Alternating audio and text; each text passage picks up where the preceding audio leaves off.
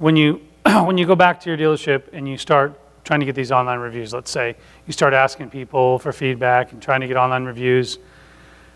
Let's say I told you that if I gave you an exact ratio of how well it's going to work, that'd make it easier for you to handle, right? Because when the unknown is what makes it difficult to deal with, especially when it doesn't work right off the bat. So if you go back and try to implement some of the things that were talked about at this convention and that I said about trying to get online reviews, for example, here's what, if I said it's going to be 1 out of 13 people will give you reviews. You might say, well, as long as I know the number, then great. All I have to do is ask 52 people and I get at least 4 Google reviews, right? If I did that math right. And if I used 52 because I got a deck of cards here, let's say an ACE is a positive online review that you get, okay? So this guy, Kenny, said that every 13 people will get an online review, and we get to number 12, 13, and we didn't get a review. So, but yeah, well, maybe he was a little off on his numbers. So you keep going, and certainly you get to number 26, and you got an ACE. No, you don't. What's wrong with this? This guy, Kenny, told us it'd be 1 out of 13. So you keep going until you get to the end, and you get 4 reviews in a row. Now, it's not like it can be 4 in a row, but you get 4 in a row. That is 1 out of 13. That is what I said. But you're not going to get them every 13.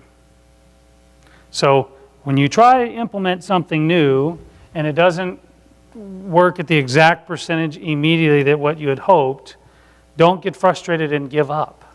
And I have to share that with you because I've done a workshop before where we talked about the importance of online reviews, for example. And someone says, that's a good idea, and they go back and try, and after a week they don't have 10 Google reviews and it doesn't work, obviously.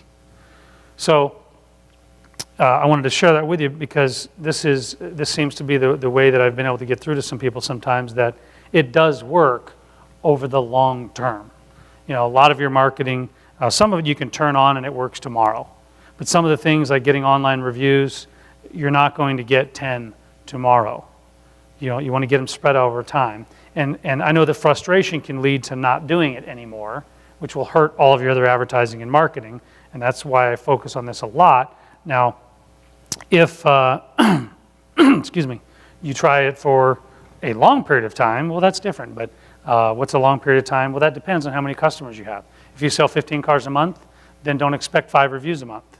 If you sell 100, you know, that's different. Don't compare yourself to restaurants in the area that have 150 reviews and you only got 5 and you're like, well, this isn't working. No, they have 400 customers a day at the restaurant.